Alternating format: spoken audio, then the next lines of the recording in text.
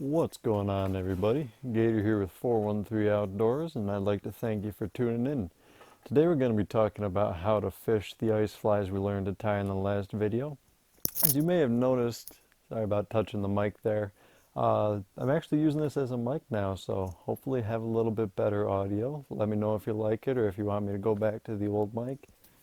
Now, as I've mentioned in previous videos, the way I usually fish my ice flies is as a dropper rig. Now what I mean by that is we have our main line here with our jig here. Sorry for the crude drawing, I'm drawing lefty, I'm right-handed. And our ice fly is actually going to be fished somewhere in the vicinity of here. Doot, doot.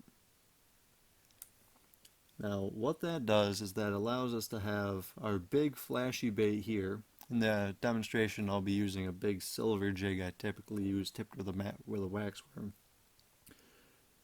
And when the fish come in here, and he's that shiny jig, we'll draw him in. But if he's a little too shy to go chasing that big jig that's all flashy and real aggressive, he'll usually end up going for that little guy up there because it's a lot more subtle, a lot more natural looking, and it's got a lot more natural movement compared to the big aggressive flutter pop of the jig. So now we're done with my crude, terrible drawing skills. Let's move into something I actually know, tying knots.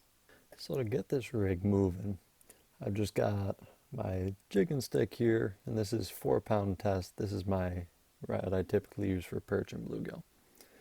So what we're going to do is we're going to begin about, I'd say 8 to 10 inches up from the bottom of our line here.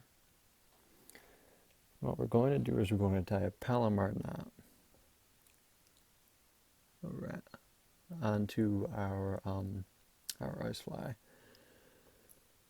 It's a little tough here with how small of a hook is, so I'll get this tied and I'll get back to you.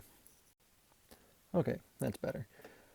So now that I have my line doubled up through here, I'm going to just tie an overhand knot.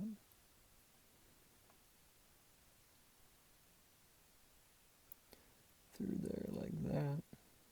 And then with the loop that's left over, it's a little bit too small, I'm going to pass my jig, my fly, rather, through here, do that loop, cinch it down, wet it a little bit.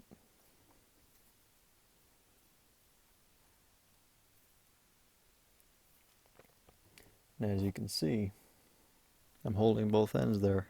Our ice fly is sticking out 90 degrees perpendicular from our main line. So what we're going to do is we still have about 10 inches or so of tag line from our Palomar knot. I'm just going to tie my normal jig on with an improved clinch.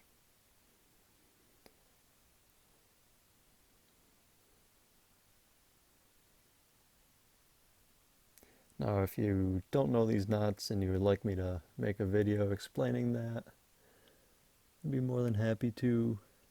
Otherwise, there's a million videos already online that are much better than mine. Same thing. A little bit of spit. And tighten it down.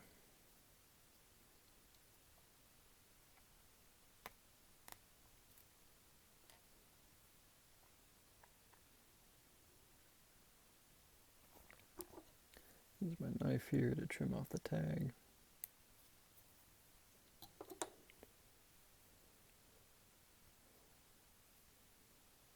Got a little tangle up here. Alright, so there you have it. This is my main line here, coming down from my jig and stick. This is my main jig right here. This will be tipped with either a wax worm or a spike. And then a few inches up the line, if I can stop dropping it like a buffoon, I have my ice fly. So big, shiny, silver jig flashing down there draws them in from a distance. But if they are a little too shy or wire's a little cold and they don't want to grab it, they'll usually sweep up and pick up that ice fly as soon as they see it. So give it a shot. Who knows? Might just help you catch some more fish. Well, I'd like to thank you for watching the video. I hope you learned something, and I hope you use this technique to help you catch more fish. If you got any comments, criticisms, if you like the video, like and subscribe. That would help me out a bunch. I'd love that. But at any rate, my name's Gator, and I'll see you later. Goodbye and God bless.